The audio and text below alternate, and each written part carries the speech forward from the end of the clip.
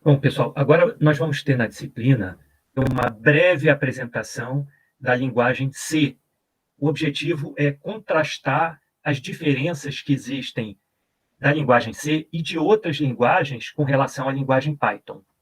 Antes de eu começar a apresentar as características da linguagem C, eu queria fazer também uma breve passagem sobre a história das linguagens de programação. Vamos lá. Eu já falei para vocês das gerações dos computadores modernos, né?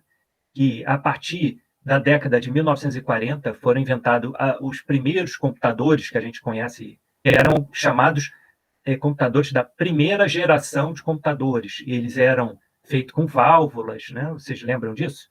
Então, nesse primeiro desenvolvimento dos computadores modernos, que a gente considera como moderno, esses primeiros computadores eles foram, no geral, baseados na arquitetura de von Neumann, que foi proposta em 1945.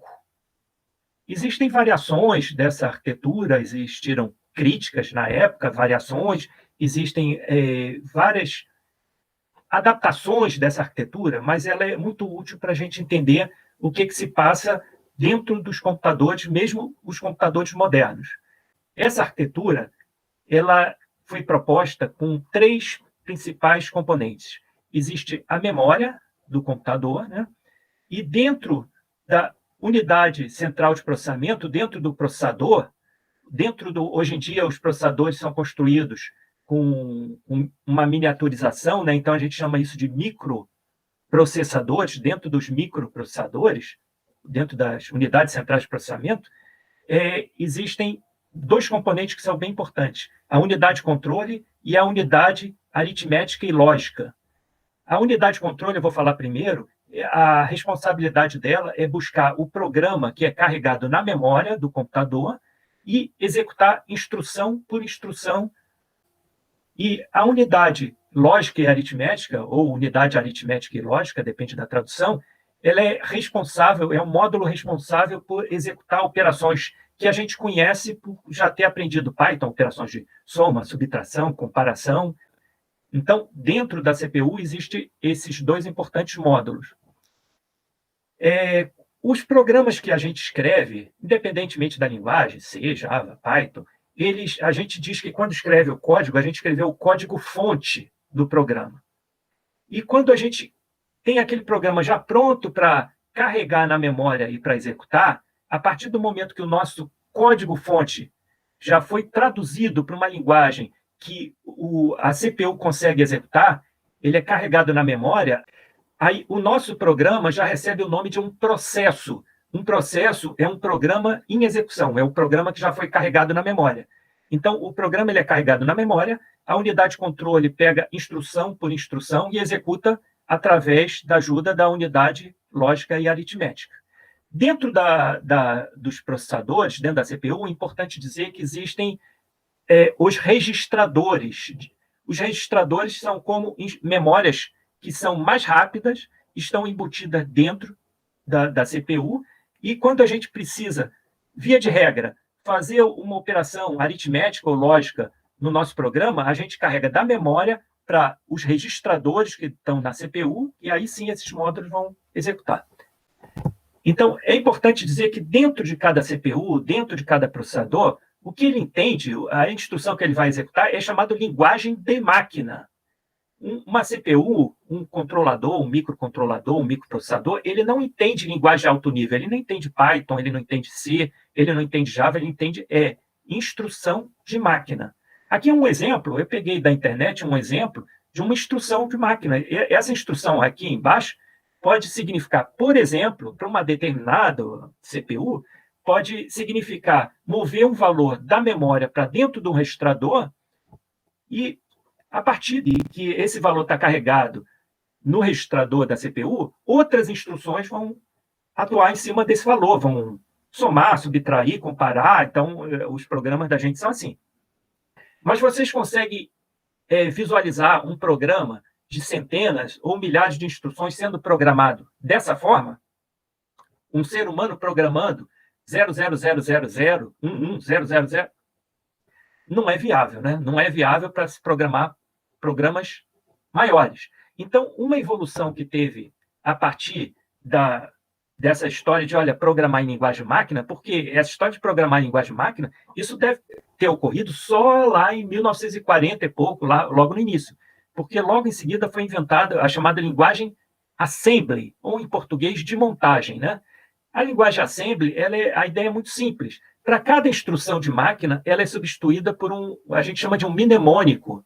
Então, por exemplo, MOV, AX, vírgula, abre colchete, SI, fecha colchete, o ser humano já começa a entender que isso aqui é para mover, e se a pessoa, o programador, o ser humano, tiver lido o manual daquela CPU, ele vai entender que AX é o nome de um registrador daquela CPU, SI é o nome de outro registrador da CPU, e o que essa instrução está fazendo, por exemplo, seria mover um valor que está na memória, e o SI é o registrador que aponta, ele tem um endereço de onde está a posição da memória, então esse colchete é para dizer que é para mover um valor da onde o SI está apontando para dentro do AX.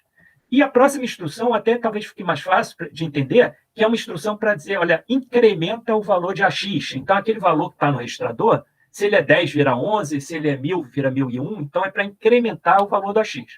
Então, eu peguei esses dois mnemônicos aí como exemplo de uma linguagem assembly, de um processador qualquer, para vocês entenderem que a linguagem assembly ela já é uma evolução, né? Ela já permite programadores escreverem código eficiente, né? Facilita muito a programação, é eficiente, mas ainda tem 3 grandes defeitos que eu vou ressaltar aqui para vocês. Primeiro, um código escrito em linguagem assembly, ele é muito sujeito a provocar erros do programador. É muito fácil o programador errar. A segunda característica é a seguinte: quando vocês escrevem um código em linguagem assembly para um processador, para uma CPU, se a gente quiser pegar aquele programa, depois que nós fizemos, e portar para outro processador, para outro computador que tem um outro processador, por exemplo, a gente vai ter que fazer do zero, porque cada processador tem sua linguagem assembly. A gente vai ter que portar do zero. Então, o programa não é portável para outras CPUs, outros processadores. E o terceiro defeito, que aí talvez vocês já percebam de cara, é que a linguagem assembly ela não oferece aquelas abstrações que a gente já conhece do Python. Por exemplo, no Python a gente tem lista, tuplas, strings. Aqui, a linguagem assembly, a gente trabalha muito próximo da linguagem de máquina. Cada mnemônico, na verdade, é uma tradução de uma instrução de máquina de uma forma legível para o ser humano. Então, a partir desse problema, foram criados o que a gente chama de linguagens de alto nível, linguagens de programação de alto nível. Sendo que esse alto nível a gente tem que entender assim, alto nível entre aspas, né? Cada linguagem tem características bem diferentes, né? Existem linguagens que são muito próximas do hardware e tem linguagens que estão no nível mais alto de abstração. Elas estão mais distantes do hardware. O que eu queria que vocês entendessem é que, a partir lá já da década de 1950, começaram a ser propostas linguagens de programação de alto nível, que facilitam a vida do programador. Então, a primeira linguagem comercial foi o Fortran, que Fortran significa Fórmula Translation, tradução de fórmula. Fortran é uma linguagem que era de propósito específico, não era uma linguagem de propósito geral, era uma linguagem para processamento matemático, para se desenvolver nos cursos de engenharia. Fortran, até recentemente, algumas pessoas usavam, até recentemente, variações da linguagem Fortran, porque ela era muito boa para fazer equações, fórmulas, processamento matemático. Uma linguagem que foi tornada disponível também quase ao mesmo tempo que a Fortran, foi a COBOL. COBOL é Common Business Oriented Language, ou seja, linguagem orientada a negócios. COBOL também era uma linguagem de propósito específico, era uma linguagem comercial, era uma linguagem para se escrever relatórios. Enquanto Fortran era uma linguagem voltada para processamento matemático, COBOL era para processamento de escritórios. Uma linguagem que é muito importante para a gente, por isso que está aqui, eu marquei até em vermelho, foi desenvolvida no final dos anos 1960, início dos anos 1970, junto com o sistema operacional Unix, é a linguagem C. A gente vai ter outros vídeos aqui na sequência que eu vou explicar as principais características da linguagem C e vou tentar contrastar com o que a gente aprendeu em Python. Bom, C teve uma evolução que é a C++, ou, em português, né, C++. O C++ é um incremento que o pessoal deu na linguagem C, adicionando orientação a objetos. Então, o C ele ganhou algumas características de orientação a objeto nessa nova linguagem. Essa nova linguagem ela acabou assim sendo uma linguagem um pouco criticada, porque ela tinha muita coisa. Ela partiu de uma linguagem que não era orientada a objeto e foram colocando características novas.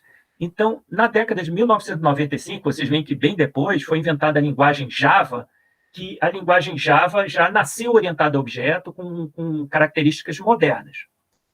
Pessoal, a linguagem Python ela é até anterior à linguagem Java. Ela é mais ou menos do início dos anos 1990. Mas era uma linguagem de uso muito restrito.